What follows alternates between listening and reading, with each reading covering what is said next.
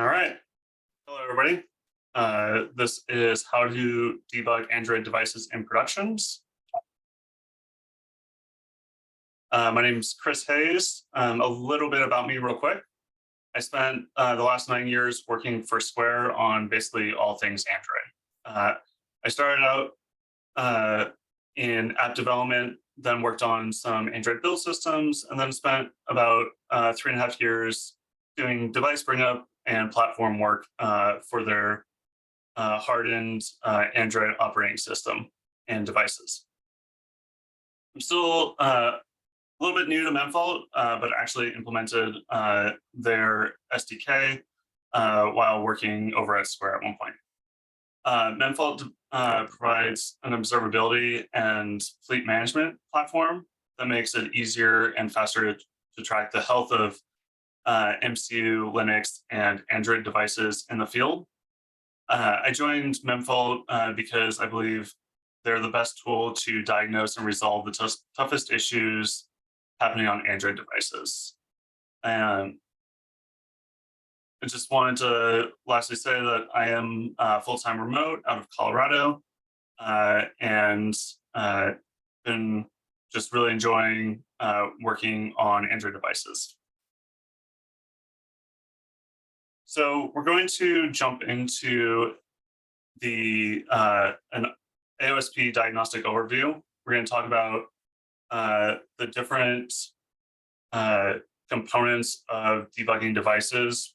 We'll start with logging infrastructure within AOSP. Then we will take a look at some diagnostic tools. And then finally, how to observe your devices actually in the field. So I wanted to start with a poll real quick and ask you, what layer do you see the most bugs with your devices? So you should see a poll in your Zoom here. And give about 30 seconds or so to let you give your answers.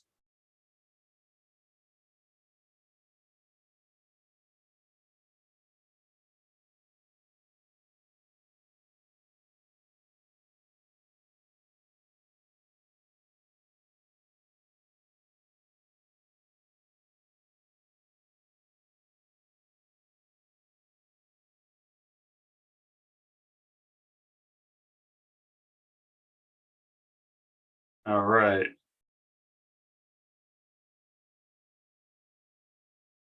So it looks like majority of issues are happening within the app layer with a close second and third of system services and the Android runtime. So this is not very surprising. Even when working on AOSP devices, a lot of the UI and interaction with the user is going to happen at the app layer. And so that's pretty expected. With the system services and Android runtime, this is another area where there tends to be a lot of development and custom work done for your devices in the field.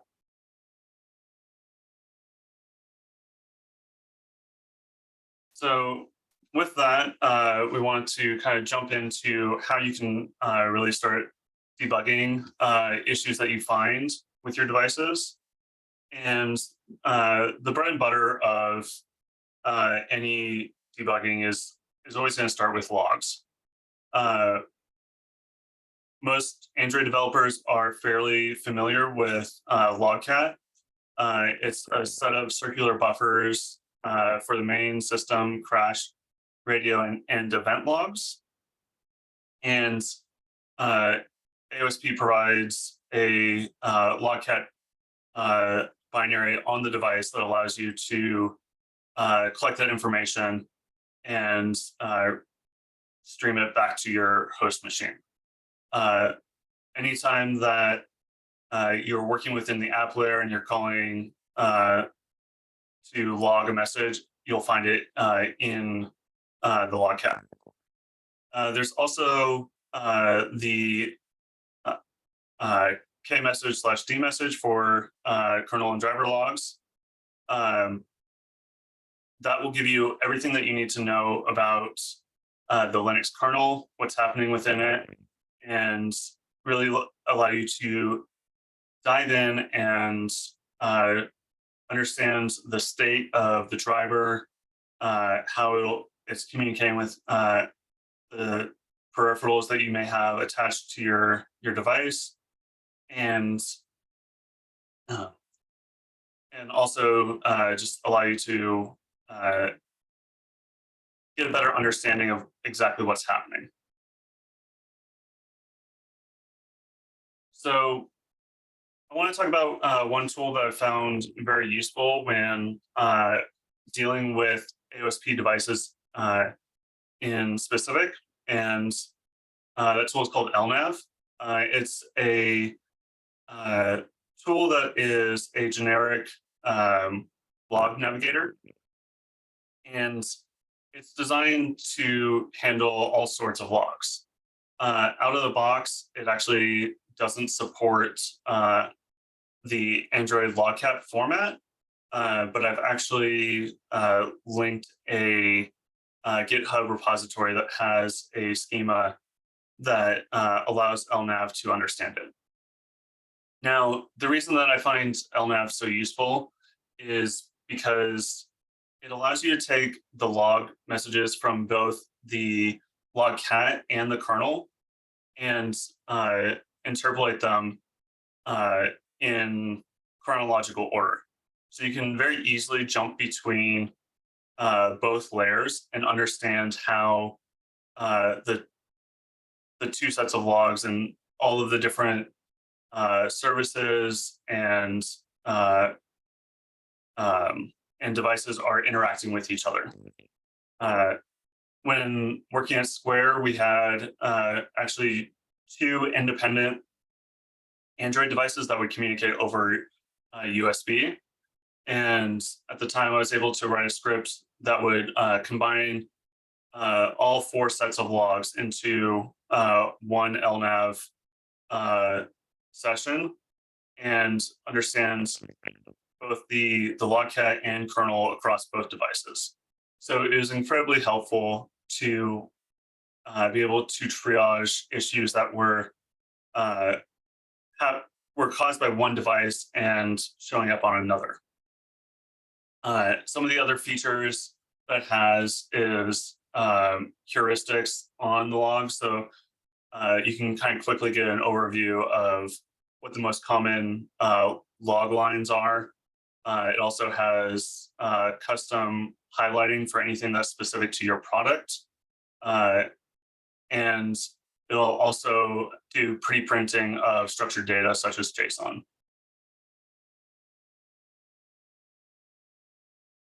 So next we have the different types of crash data that is produced. First are the tombstones, and they generally contain significantly more information than what you would find in logcat from a crash. You'll get information such as all the register values at that time. You'll get the entire stack, a memory map potentially, uh, basically everything that you would ever want to know about what is happening with the device at that time. It'll also give you specific information about uh, the build fingerprint of the device so that you know that you're looking at the correct source code when you're trying to correlate the crash with uh, your actual code that you're writing. Next is kernel panics.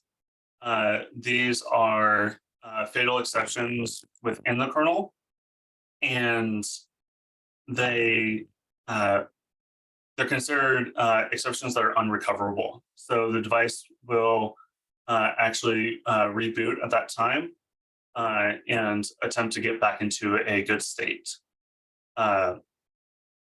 Kernel panics do often leave a tombstone, indicating why they happened. And then we have kernel and RAM oopses. They tend to be serious issues, but they can potentially be recoverable. Depending on the configuration of your Linux kernel, they can trigger a actual kernel panic after the oops. And this is generally a good practice because if you're having a number of oopses, then you want to basically crash the device and try and get back into a good state again. And then for ANRs, those stand for application not responding. And anytime an application blocks the main thread for more than 5 seconds, an ANR is triggered. The reason for this is that the user input is consumed on the main thread to allow for high responsiveness. Thus, if your application blocks that thread, then the system isn't able to consume those inputs. The most common reason for this is doing things that require a lot of I/O, such as network requests or writing to disk. And all that work should be moved to a background thread. Next, we have one of my favorites, which are what terrible failures, according to the AOSP documentation. These are used in situations where something really shouldn't be possible, but they still happen. They can be fatal, but they don't have to be. That's up to you if you want to actually crash the application. And then next we have Java exceptions. These are your run-of-the-mill exceptions in Java-based apps and services. They will show the stack trace in logcat when they're thrown, and they will also end up leaving a tombstone in Dropbox, and we'll talk about Dropbox in a little bit. Finally, we have SE Linux policy violations. So SE Linux is the secure runtime for Android. It was actually developed by the NSA originally, and Android decided to use it for a lot of its application and resource sandboxing to create a secure runtime environment. Now, on user builds of AOSP, SE Linux violations are generally enforced unless you tell them not to be. And this can oftentimes lead to a crash if your application doesn't handle the denial of whatever resource or application you're trying to access when that happens. In user debug and engineering builds, it's generally set to permissive, so it will just log the violation, but it'll still grant access to the resource that you're trying to access.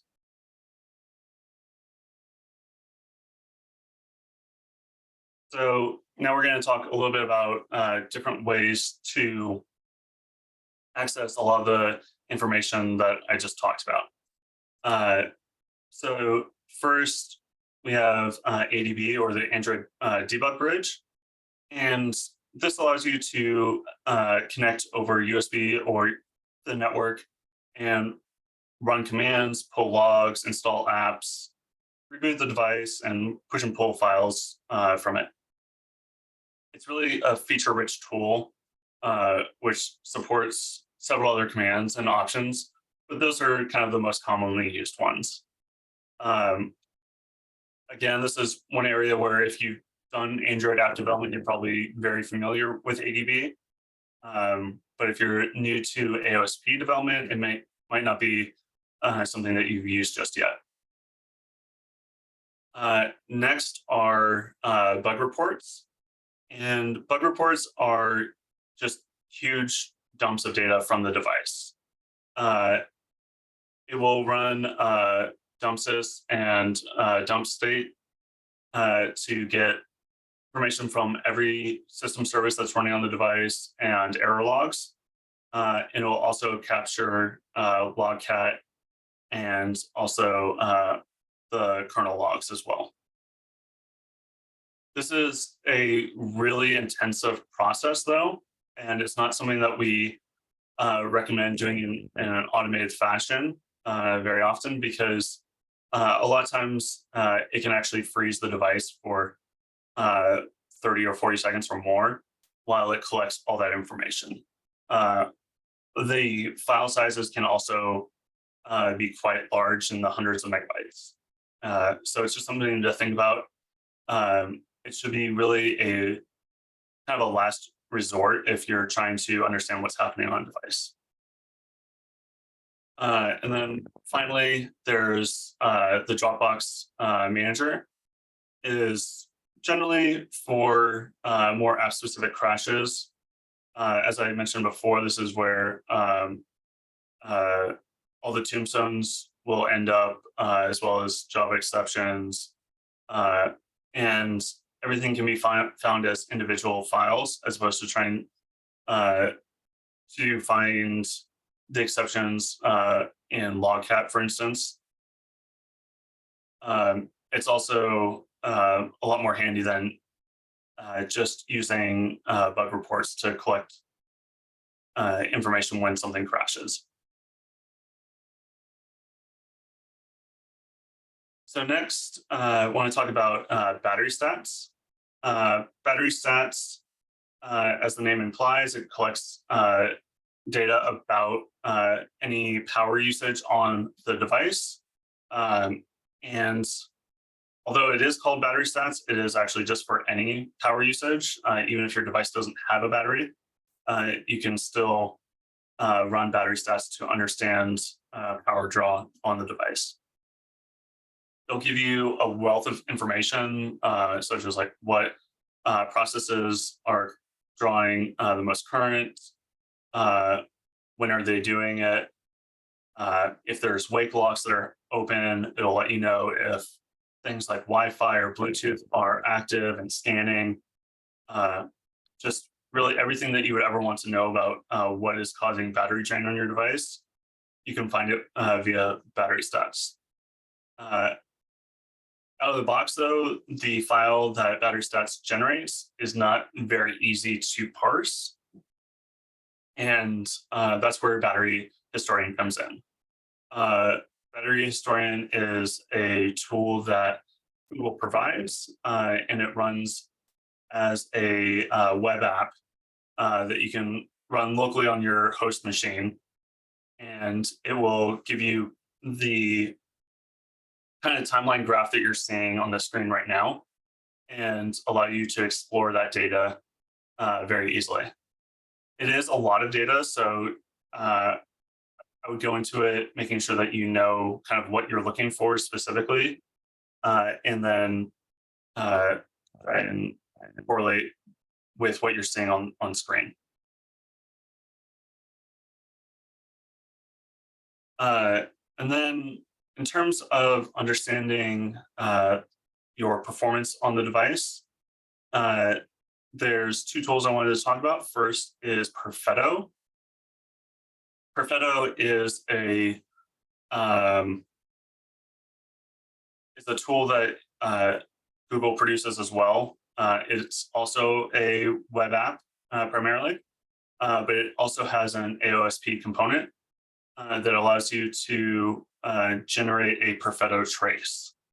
Now, what you can do is you can, if you're having issues with performance, you can start a trace for maybe like 10 minutes while you're working with your app, trying to reproduce a specific performance issue, and then end the trace. Once you've ended it, you can upload it to the Perfetto website, or you can also run Perfetto locally as well if you'd rather not upload it to a third party. And then from there, you get kind of a similar view to Battery Historian, but for several other performance related metrics. You can see what things that the processor was spending the most time on and get like a flame graph of that. You can get information about memory usage and the GPU. It's a much more complete tool to understand all performance issues on the device.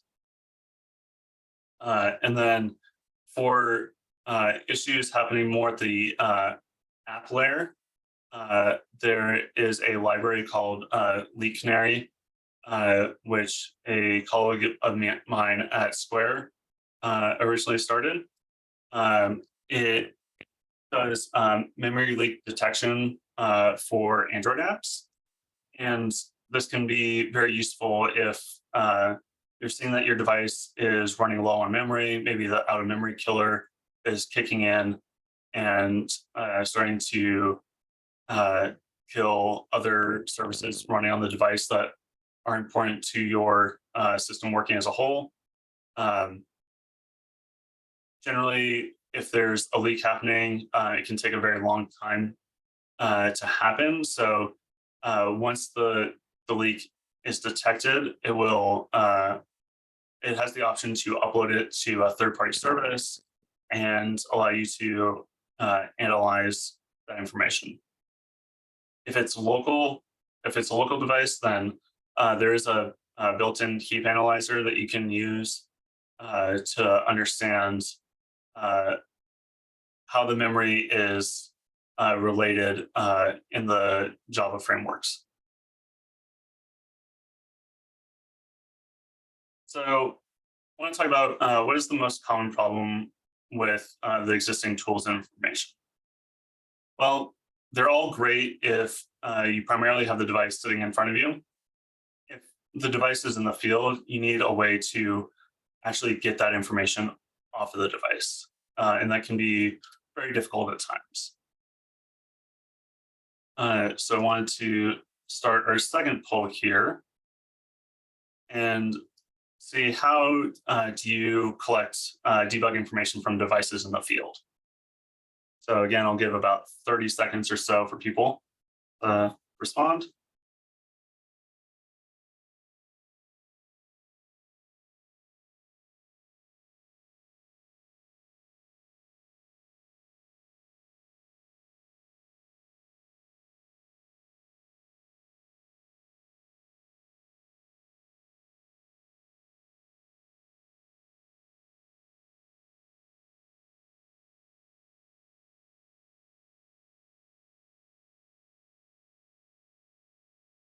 A few last seconds, I see people still voting, so.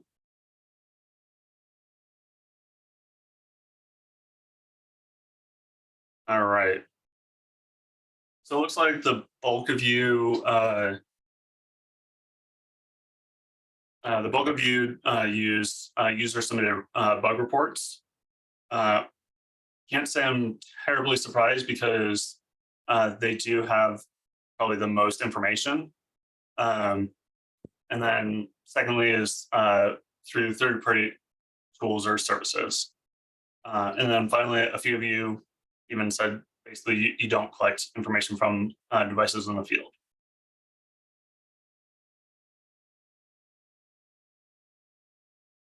So this is where I want to start actually talking about memfault. So memfault is designed to basically help facilitate the fleet management observability so that your team can focus on the developmental process. We aim to speed up all aspects of the release, update, observe, and debug steps so that you can focus, like I said, on just the design, code, and test portions. This is an overview of the memfault SDK. The board service is the heart of it all. It coordinates efforts with Update Agent to facilitate OTAs and communicate with Usage Reporter app to collect bug reports, crash files, logs, and other diagnostic data. So the goal of Memfault is to allow you to not have to rely so much on building things yourself or relying on bug reports as much as possible. As I mentioned before, bug reports are incredibly heavy on the system and very interruptive to the customer's use of the device. So the objective of Memfault is to produce a lightweight platform that can collect the most important data for your device. You can get with the overview page, which I'll go into more detail later. You get a high-level view of how your devices are behaving in the field. Things like reboots, top issues that you're seeing, device uptime, device check-in, anything that you would want to know about your devices as a fleet in the field, you'll get from the overview page.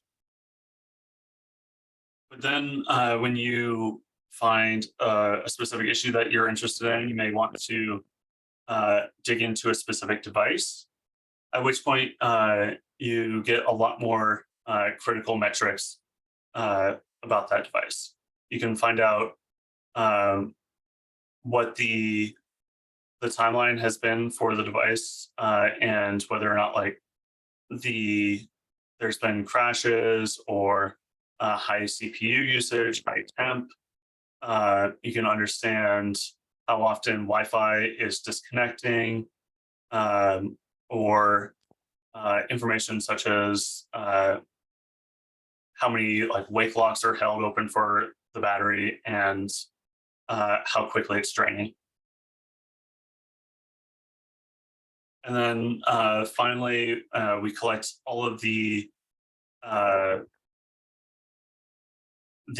trace events that happen, everything we talked about earlier in regards to tombstones and all the different types of exceptions and crash data is all collected and cataloged for you, so you can quickly see what the biggest issues are. So next, I'm going to jump into a live demo.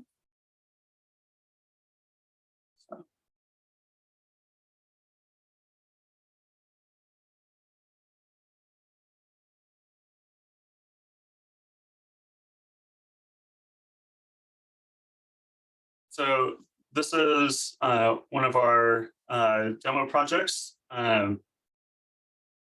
As I was explaining, we're going to start with the overview here. You can see the number of active devices and as they're coming online. You can also see things like how quickly they're picking up new software versions. So let's say you do a release, you can see that slowly we're starting to get more devices on that new version that you did.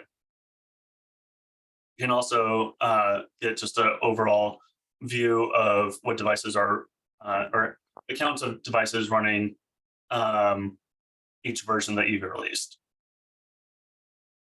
We continue to scroll down here. We get a log of how many traces are being received. So on the 16th, this project received 142 trace events. And trace events can be any type of oops or native crash, ANR, Java exceptions, kernel panics, oopses, all those. And so that's what you're seeing here in the top issues pane, where you're getting a quick overview of what's affecting your devices the most. As we continue through the overview, we have the reboot reasons, and this is something that can be very useful to track over time. If you do a new release, maybe you're not seeing too many trace events, but maybe you're seeing a lot of users doing shutdowns or reboots all of a sudden. So that can be indicative of a problem that with the device that may not actually be triggering an exception, but you would still want to investigate. And then finally, we have the number of new issues, as well as what those are, and how many bug reports were received. So if you have a device that is collecting bug reports, they can be uploaded automatically to Memfault for you to kind of explore further. So next, I want to start taking a look at a specific device. Let's say you have a device that is having trouble with battery life. We actually collect all of those battery stats that we talked about earlier and provide a similar timeline view of what Battery Historian creates. So you can see things like discharge rates, what is using the most battery life. So if we take a look here, you can see how much the screen, what percentage of the battery that the screen is using per hour, as well as, let's say, YouTube. So we can see very quickly that YouTube was used almost 3% of the battery per hour, and then the screen also used another 2%. And you can, as you continue to scroll through here, you can then see all the other things that could potentially be causing battery drains. You can find out what the top app at the time was. You can see what apps are actually holding wake locks and why. And then even see things such as Wi-Fi being turned on and scanning, which is one of the most power intensive things that it can do, and if it's actually connected or not. Finally, for the device, you can also you also get a lot of other information with it. You can find out the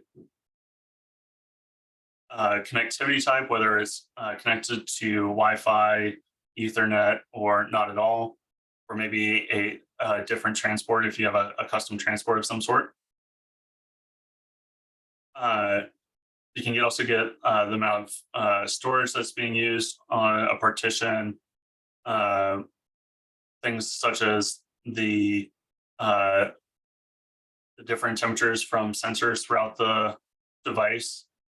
This can be super important for understanding maybe your device is getting thermal throttled and that's affecting system performance.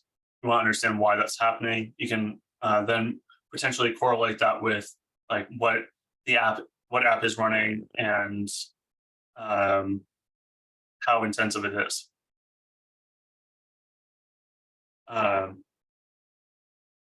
Wanted to jump to a different device here now. Actually, let me go back to this one.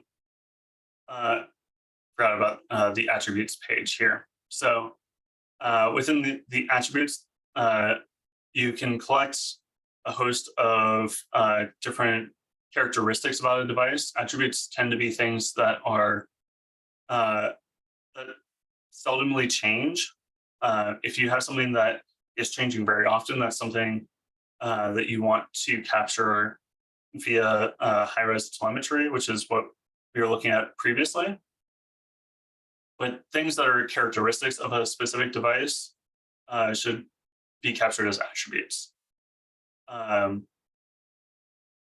this is somewhere that you can find um, basically anything that you want to know about your device. You could set something like the color of the device. You could set what country the device is in, or what type of build the device is running.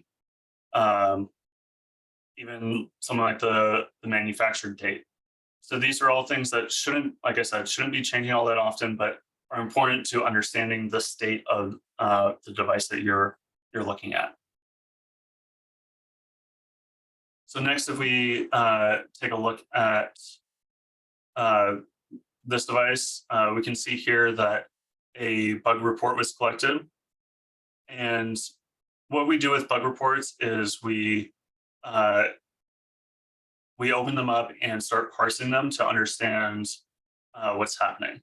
So we'll collect all the traces that you can that were found in that.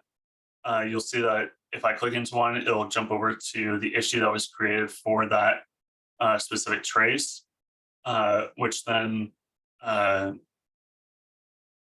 can show other devices that were affected by it as well. Uh, we also capture the log messages and provide a way to actually search the logs for specific messages. We also do something similar to what LNAV does with log interpolation. And you can see here that we have all 5 of the logcat buffers, as well as the kernel buffer in this log set. So you get to see everything that's happening on that device at the time of the bug report was captured. We also collect and parse all the sysprops throughout the device. And again, this just helps you understand the exact state of it. You can also see what packages are installed on it and versions that are running, and then any stats and events that are logged. If there's additional artifacts encapsulated in the bug report, you'll find them here. Otherwise, if you want to just download the entire bug report yourself, you can find it by clicking the download link here.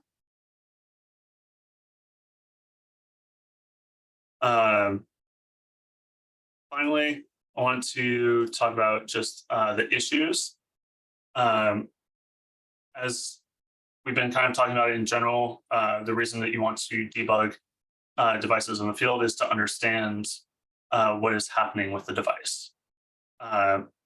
So we catalog all the different exceptions that are triggered, and create a count of them, let you know how many devices are currently affected by them, so that maybe your release team or your developer team can decide what issues are the most important and start working on those first. Maybe something is happening to one device and it's happening 1,000 times. If it's one device, that might not be that big of a deal. But if it's, let's say you have something that's happening 10 times a day across 5,000 devices, you may want to actually look at that first and understand what's happening there. It also will allow you to filter on specific versions, so that if you think a specific issue is fixed in version 2, then you should be able to actually see that number drop off, and that no more issues are being detected. So that pretty much wraps up my live demo here. And also, this is kind of coming to the conclusion of the webinar. If you want to learn more about ASP tools and Memfault in general, we have a couple other webinars that we can point you to by Ryan Case and Heiko Brenz. They've done terrific presentations in the past. Lastly, I want to mention that there are some great AOSP meetup groups led by Chris Mons. It's based out of the UK, but they are very remote friendly, and they can provide more information about AOSP and AAOS as well. And with that, I want to say thank you and just open up to any questions.